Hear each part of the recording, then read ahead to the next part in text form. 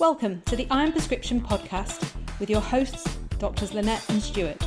We're both GPs and we're both personal trainers, though we do both jobs in very different ways.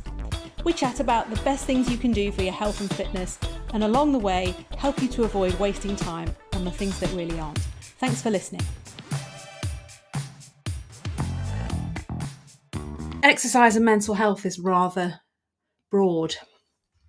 Yeah, it's a huge subject, isn't it? And in my mind, it kind of falls into three areas. You've got, the impact of exercise on mood, which is fairly quick to see and to feel in the moment and then in the hours afterwards. You've got the more kind of medium-term benefits of having an exercise routine. And then you've got the long-term impact of exercise in terms of longevity and dementia prevention. And so potentially there's more than one conversation's worth of material to talk about in terms of exercise and mental health. But what are your thoughts about where we should land with it?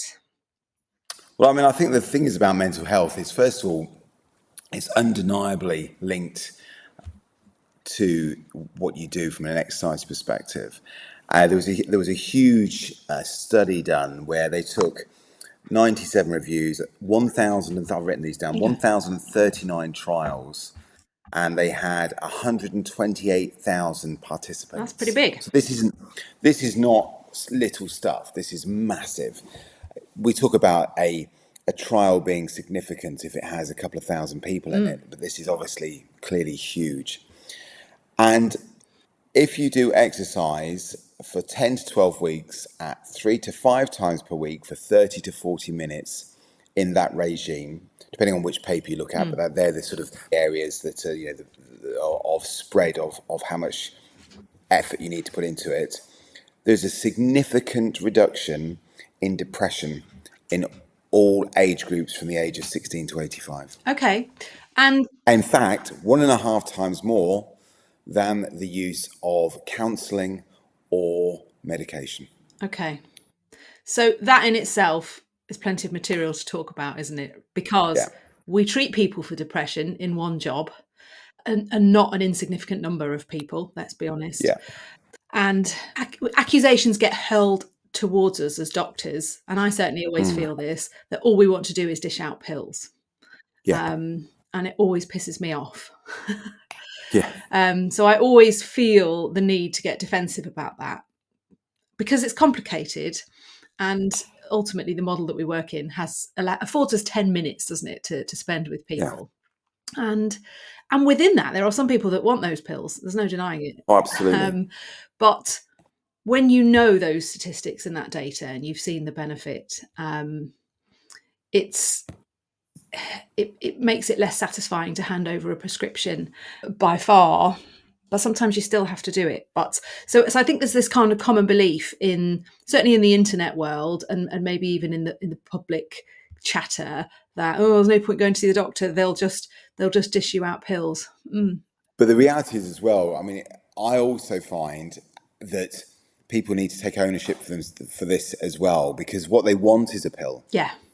They want a quick fix. They want me to, first of all, people want me to, I find in medicine, people want me to validate how bad they feel or how much pain they're in or how much concern they have about something. They want me to validate that their time that they've taken to come and see me and my time, and they want me to say, yes, you're right. Yeah. You have whatever your Google search has given you. Yeah.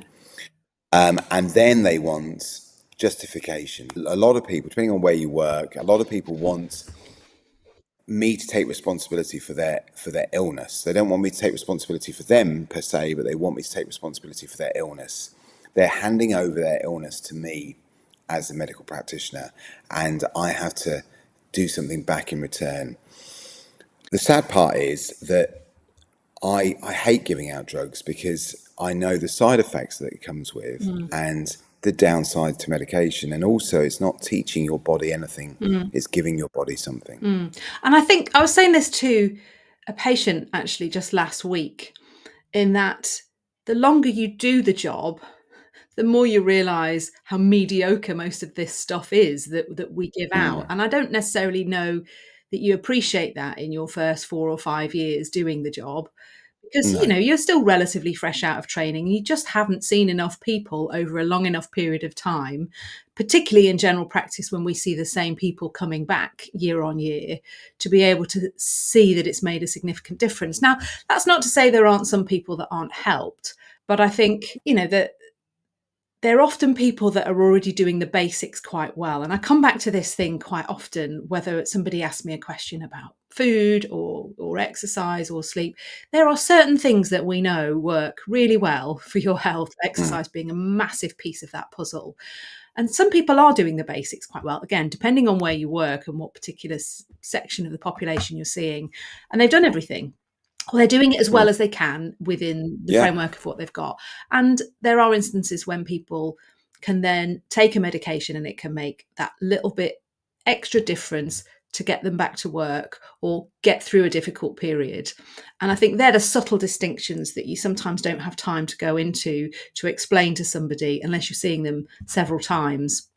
So I'm never totally against it, but it's always that caveat of, okay, let's look at the bigger picture here. Yeah. How well have you got the basics in place? What could you be doing for yourself? And then what could help you put a foot on the ladder? I think it was a podcast I was listening to with a psychotherapist, and she Yeah. likened it to medication being the scaffolding around a building and therapy being the foundations in order to truly stabilize the building, so to speak. And I quite like that. Yeah. I thought, yeah, but there's a bit more going on in the foundations than just the therapy, Yeah. and therapy can go on for a very long time.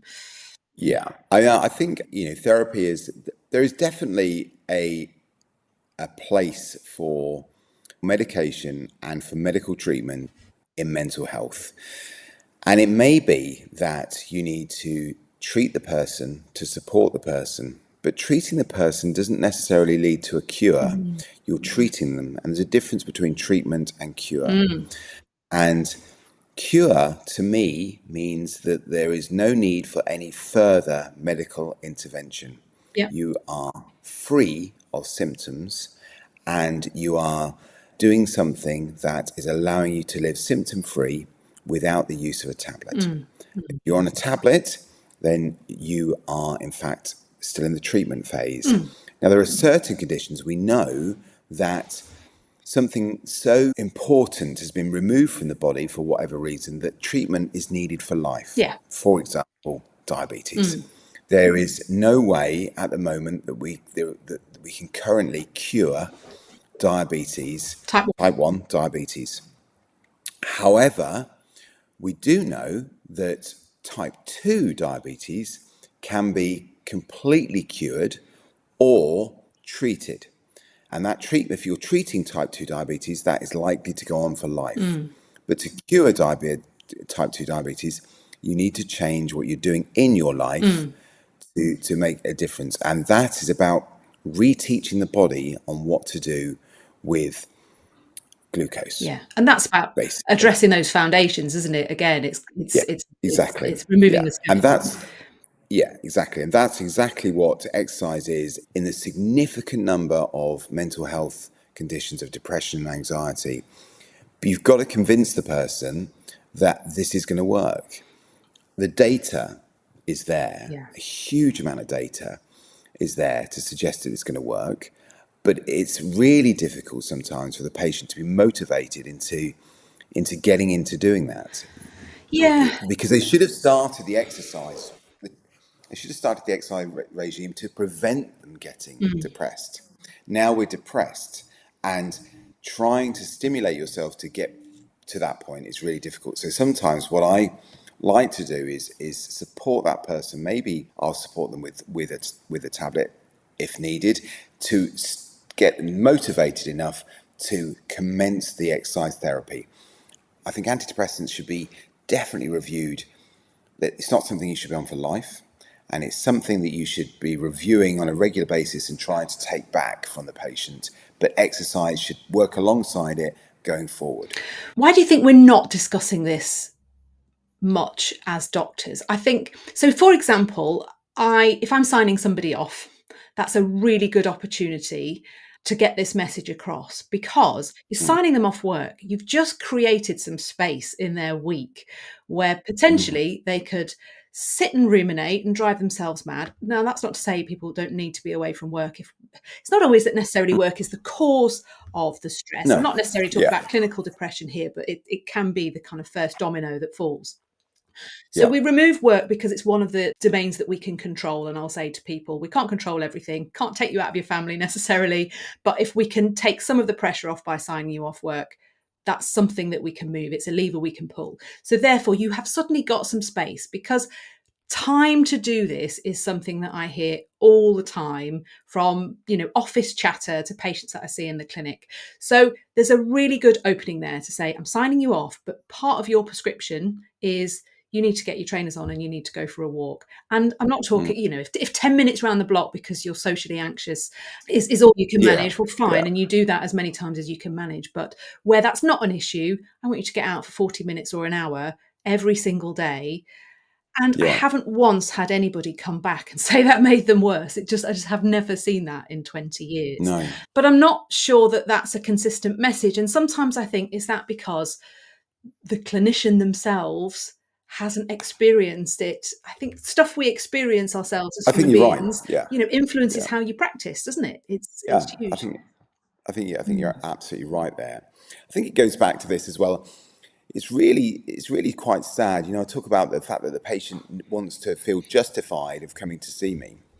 And I can totally understand that they've had to wait a period of time, depending on where they're trying to access a doctor. They've had to wait a period of time. It's a real effort in the current NHS to get in front of that GP. Total ball ache. It is total ball ache.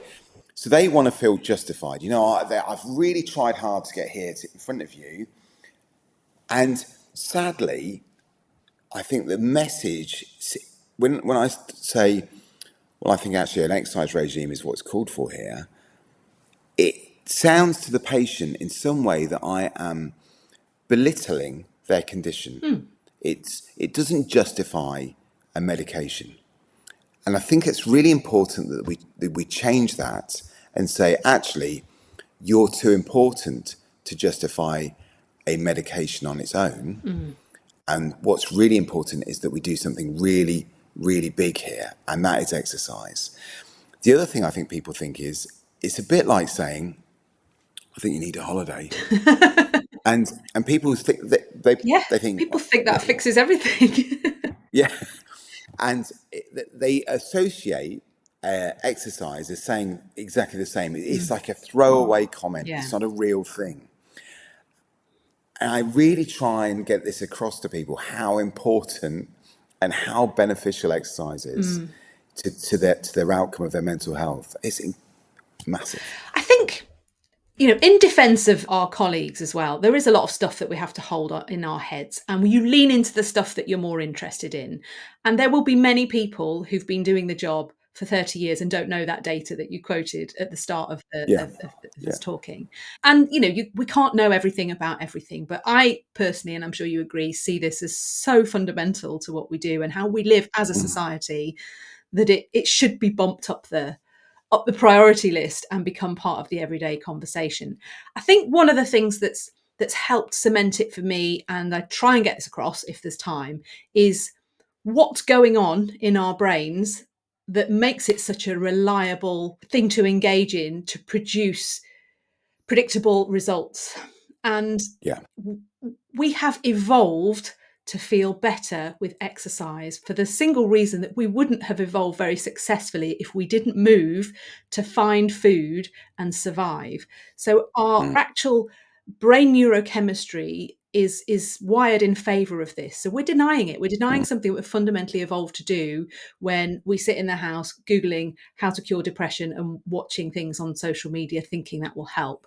There was a great book that I read some time ago, so I can't quote it, but it's called Good Reasons for Bad Feelings by Randolph Ness, and he's an evolutionary medicine psychiatrist. And basically what he does is give you a very good evolutionary explanation for so many of the range of the emotions that we feel. And it's fascinating. A lot of it's tied up in fear, and the fear response will pull you away from things that potentially risk your life. So that's Yeah, quite a yeah, good survival yeah, mechanism. yeah, But equally, we release dopamine when we exercise to give us that good yeah, feeling so that we yeah, remember that and then we move and we find food and we keep surviving. Because if we remember, yeah. we've only evolved to reproduce.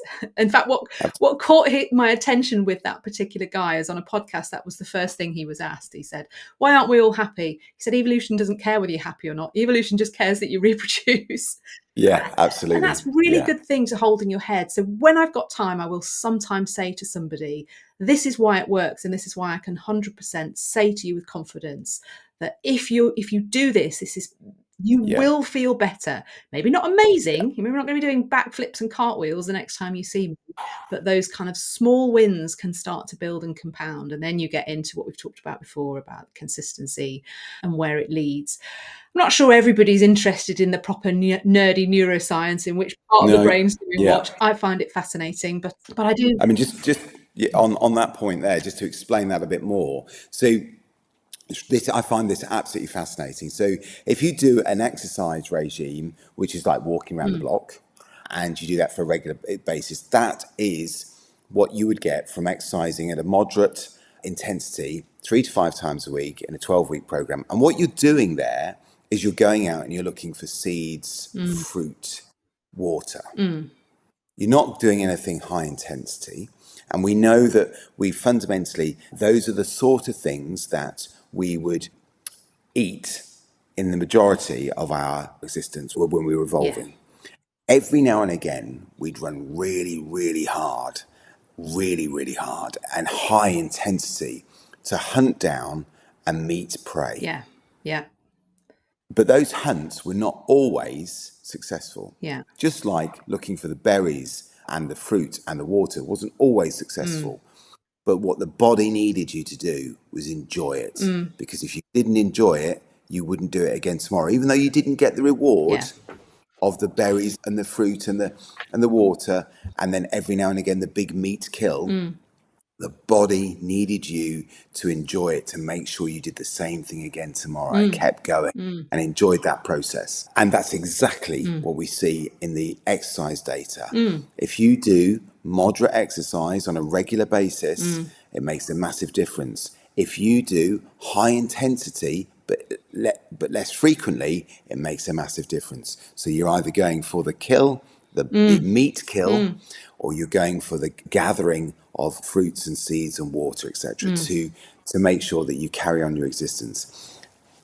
I mean, I can't. When you explain it to a patient, you can't explain it any better than that, Yeah, can you? yeah, This is what you're designed to do.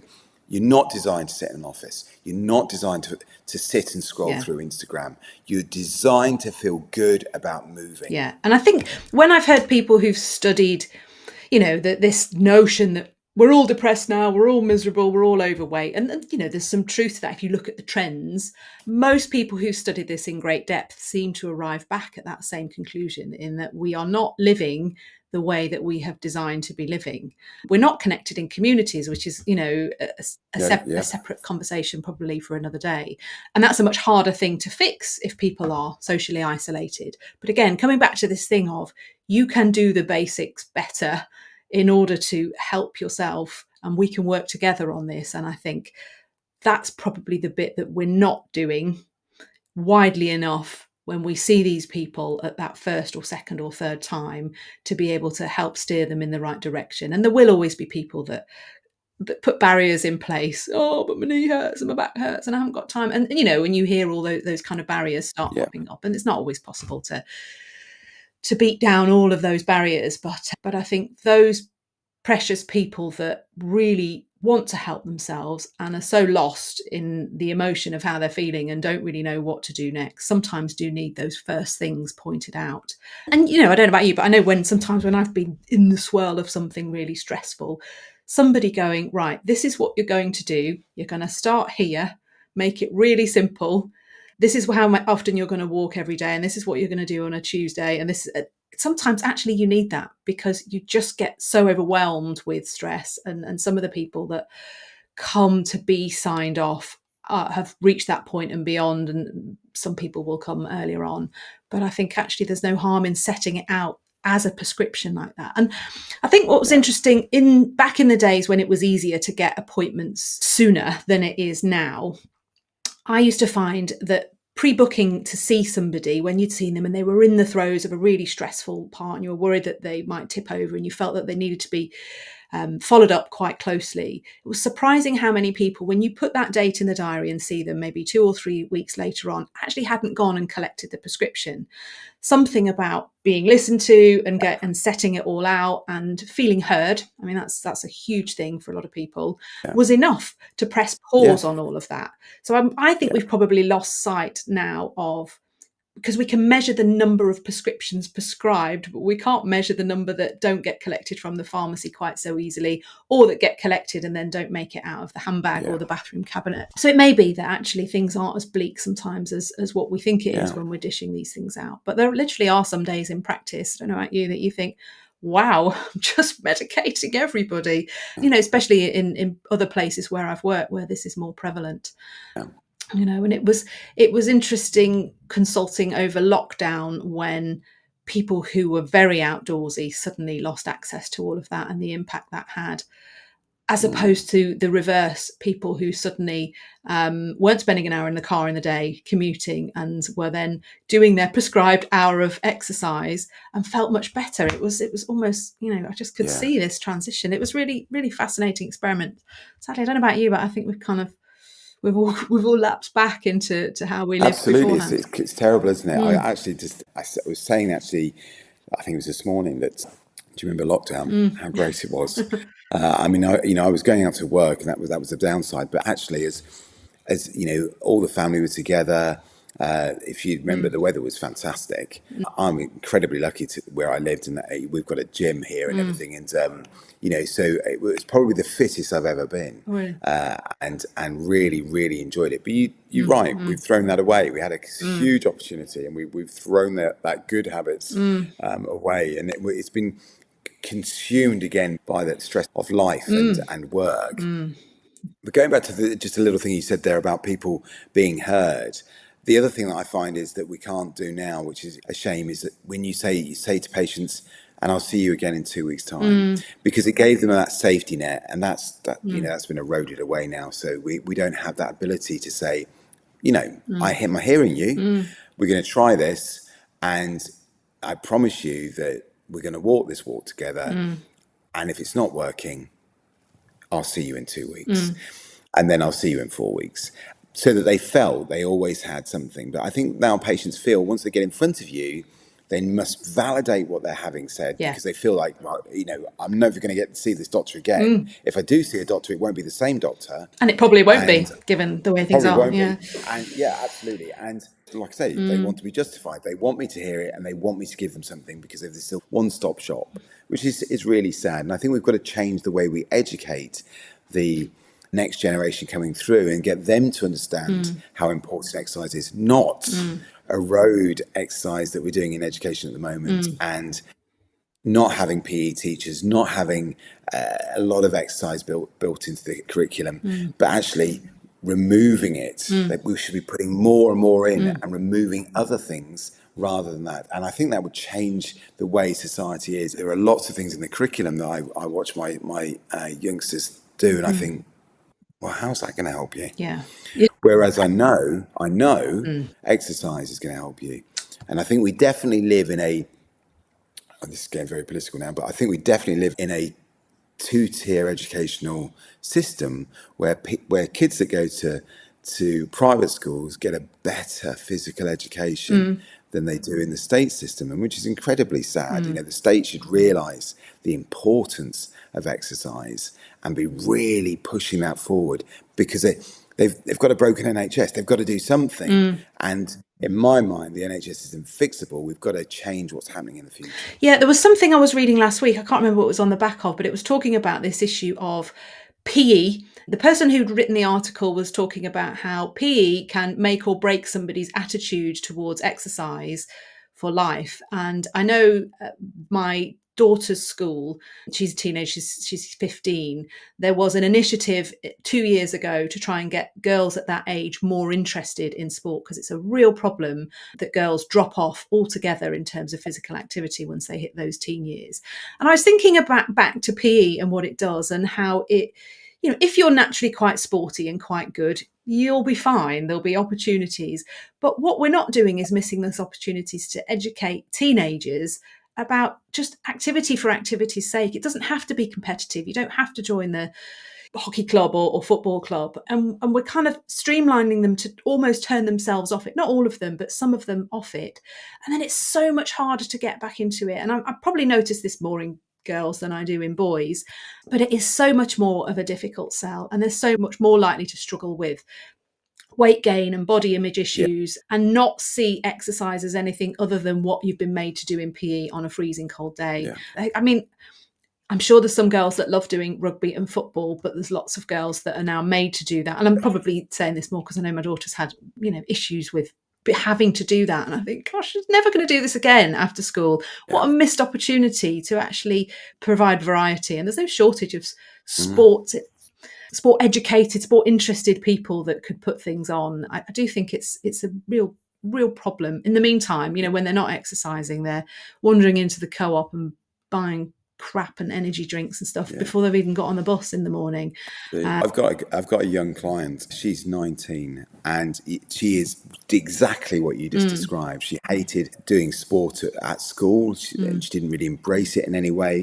She did a Duke of Edinburgh Bronze Award, but didn't carry it on, didn't really enjoy that, and then left school and went to university and started the whole drink, joy in life, and packed on loads of weight. And then she came to me and she said, well, I just feel awful. My skin's shot. I just feel sluggish. Just feel like my life isn't going where I want to go. And I want to do something for a close friend of mine died. I want to do something for charity. What can I do? And I said, well, you can do anything you want. Why don't we start at something like the London Marathon?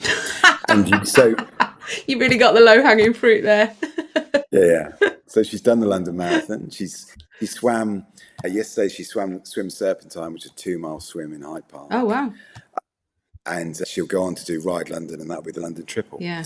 And her whole body image has changed. She's sacked the drinking. She is just enthused by life. It's amazing to see. And the other thing is, when she first came to me, I'm sure she won't mind me saying this, but running was a challenge. She was running 11-minute miles, which is not a slow run, but it's certainly not a quick run. And she was running 11-minute miles, and the progression has been amazing. She's down to sub 9-minute miles now. So I think as long as she continues on this journey, it will make a huge benefit to her life and a huge benefit to her career as she starts off in life when she finishes university. But she hadn't been afforded that when she was at school, and that's the real sad thing. Imagine if we'd started with her when she was 14. Where would we be now? How much opportunity are we missing from the younger generation by not intervening early enough with exercise? When we know the data says they're getting more anxious and struggling with school attendance. What struck out to me with the story of your client is she had to feel awful first. And that's always the bit that I'm looking for with people. What's the pain point that's driving you to change? Because otherwise stuff always stays on the to-do list unless you really get to what is the pain point. So she had to feel awful first. And if I remember being back to my teens and my 20s, you feel all right most of the time.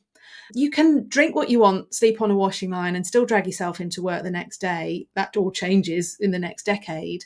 And maybe that's part of the issue with teenagers, it is that they don't feel physically bad for not exercising, because why would you? You're in your physical prime. But maybe using this, I don't know if teenagers would respond to data, but they do know when they feel anxious. Jesus, I see loads of them in clinic feeling really anxious and not knowing what to do about it, and stuck in this cycle of panic and anxiety and running between friends to try and fix it. And maybe that should be the avenue. I don't know. Maybe we need to approach the education secretary and go, look, here's the pain point that we've got with all these teenagers, and actually you're missing the trick. Don't send them to CAMS, who will never get round to seeing them. That's the Child and No, Adolescent Mental Health Services. Send them to an exercise group that they enjoy, that's not competitive. They're not comparing their bodies. They're just actually doing it because they enjoy it. well, I'm going to put this out now. If the Education Health Secretary happens to be listening, I am willing to offer a 12-week free program Yeah. to show you the difference that 12 weeks can make. Yeah. Imagine what that would do if you started that within your curriculum. Yeah. Although, and I don't know if you ever think this, I don't watch the news very often. It's not good for my mental health. But whenever I do, I look at the physical condition of a lot of the leaders we have in the House of Commons, and I think, okay, you're standing up there talking about the state of the NHS or the state of various different things, and you are that person who's sitting all day and over consuming, and that's very judgmental, I know, but I'm sorry, we are naturally judgmental creatures. I think sadly, it's not just the politicians, is it? If you look at the providers of healthcare, yeah, we're not the best, we're not the fittest bunch, are yeah, we? I think it's really difficult to be told, I think you should do some exercise. If somebody sitting in front of you is significantly obese and isn't looking after themselves. Now, that I totally understand my colleagues who are under huge amounts of stress in life and working incredibly hard, for them that's the classic, I just haven't got time. But it's about making time to make sure you're still sitting in the chair in 10 years' time. yeah. Because if you don't get out that chair on a regular basis, you won't be sitting in that chair at all. Yeah. Because something bad will have happened to you. And also, I think, however you intellectualize this, we are subconsciously making judgments all the time based on what we see. It's a very well developed evolutionary system again. And so people will take the message more seriously from somebody who looks like they walk the walk. I mean, ultimately, that's what the fitness industry runs upon. The most successful trainers are not sitting there. They might have the best knowledge, but if they're not looking like they walk the walk, they're not gonna sell what they're selling, I think. But I used to think that when I was a kid, I used to look at high-level athletes with an old grey-haired coach. I was a fan of the Rocky films, and I used to think, how can Mickey be that coach when he's so old? He can't do what Rocky does. And you're making those judgments even then as a young kid watching something, thinking, surely that person needs to be even fitter and even better at that thing to be able to kind of convey that message. And, I can understand it better now at the age that I'm at. But I think in the consulting room, you've got these little short windows to get into people. Absolutely. I mean, I think what you're talking about there is you're talking about the difference between being a personal trainer and a performance coach. And a performance coach doesn't necessarily, that's something that's completely different in sport. Being a performance coach is about looking for the marginal gains and understanding the science behind it. Most trainers from all sports, most coaches from all sports at high level haven't actually done the sport to that level themselves. But that what they are is very good at analysing what the athlete is doing in front of them and how to make it better. Whereas we're talking at a personal trainer level where we're just trying to get people motivated to move and make a difference. No, like I've said, I don't imagine any of my athletes, apart from one, will go on, maybe two, will go on to become world beating athletes. I think the vast majority, which is the same throughout life, the vast majority are just doing it for enjoyment and to get the benefits from what exercise provides. Yeah, and I think with any of my clients, I don't profess to be, I'm not a powerlifter, I'm not a competitive athlete in any way. My message is you need to do this to get yourself in the best position to keep in the game, to be able to stay active, to keep living in as best as you can in a dose that works. And so I'm selling a version that I know I can do, and I know I can work into all the various things that I have to juggle. I'm not a high performance coach by any means, but I think you don't need to be. You don't need to be to get your basics done well. It's the same with diet, which we should definitely talk about diet on another day, because it always gets people's opinions flowing left, right, and center, I find. But it's the same thing. You don't need to do it perfectly. Most of your results will come from the basics that you're doing most of the time. I think sometimes if you see a patient and they suspect that you are too much into your thing or too fanatical, and there's definitely a few fanatical cycling GPs that I meet along the way quite often, they might be put off. So Oh, I absolutely, think yeah, it is that yeah. thing. Oh, well, it's yeah, but you're really into this, and suddenly there's a barrier goes up as to why I can't do this. So it's getting that message right that actually you don't need to ever do a 5-hour cycle. You never need to get there. No. That's fine, but you need to do more than what you're doing now. And these are the reasons why. And here's the dose and the prescription, which I Yeah, believe is going to work for absolutely. you to feel the benefit. And it's the consistency that makes a difference. Talking of which, as we come to the end of this podcast, I know so what you're I'm going to at say. 220. I'm at 226 Congratulations. on my hanging bar challenge that Wow. you gave to Yeah. me. Where are No, you? dreadful. I've had one access to the rower, but in my defence, I would like to defer this because I haven't been Right. able to get to the studio where the rower is, Okay. apart from that first time, which, yes, I wanted to puke. I had no idea what to expect from it, and I don't row. I've now learned there's a bit of a technique to rowing, Yeah. which I would like to get on and practice again. But given the last few weeks having been quite chaotic with some stuff that's gone on, I haven't got back there, but I'm due to be back there as normal in the next fortnight or so. So I will report back. I feel I need to You improve did, on yeah. that baseline time it was 9 something. I can't remember what Right. the digits were. I think I think that's a good start time. That's a good start Yeah. to be. But it's rowing is a incredible exercise, and the benefits you can get from rowing for relatively little amount of time put in is astronomical. So I would thoroughly encourage you to go back and after doing, I told you about what to do with your Yep. barbell rows Yep. and increasing your lat strength and also your squats to increase your power in your legs. But if you YouTube, this is always Rabbit hole incoming. Yeah. if you YouTube the British Olympic swimming team, and it was what's his name? No, not who's the big rower? Redgrave. Yeah, Steve Redgrave. So Steve Redgrave on a concept rower, Okay. and you will then see the absolute limit at which you can push the body to. Right. And this was when when they first realised that he was a diabetic. Okay. But if you look at all of them, that's why they could win gold.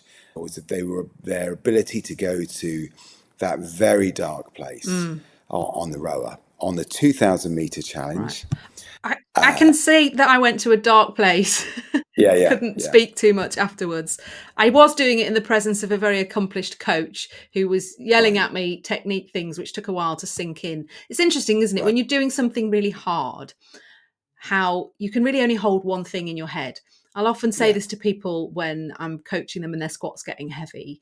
You will really only be able to hold one cue in your head. And so you have to, as a coach, give them what is the primary thing to hold in to try and keep that squat moving forward. Because you might be thinking, right, knees out, squat into your heels, keep your back angle rigid, but it'll all go out the window apart from yeah. one. So you have to One decide which is one the thing. primary lever. So Really. yeah, so the Yeah. few things that she was yelling at me with the rower didn't land. I need more practice at it. But I am determined. I'm determined to see some improvement in that. Okay. And as somebody who has no experience with rowing, it's interesting. Yeah, it's good to challenge yourself. So yeah, Yes, it is. we'll It is. just defer So that.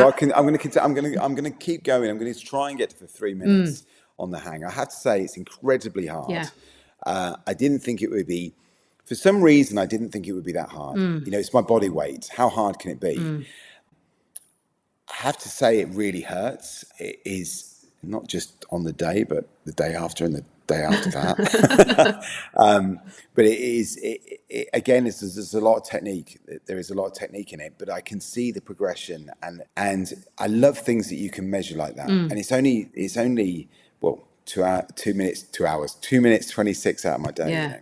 It's where your mind goes though, isn't it? Because you're just hanging there and so you're Yeah, fighting with yourself I've had enough. Have enough. Can I do it? Can I do it? So I found when I think best I got was 205.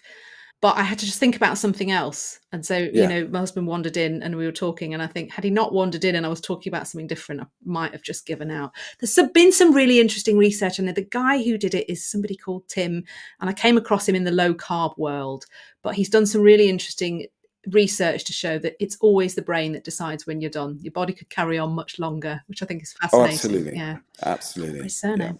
But in the endurance world, that's so true.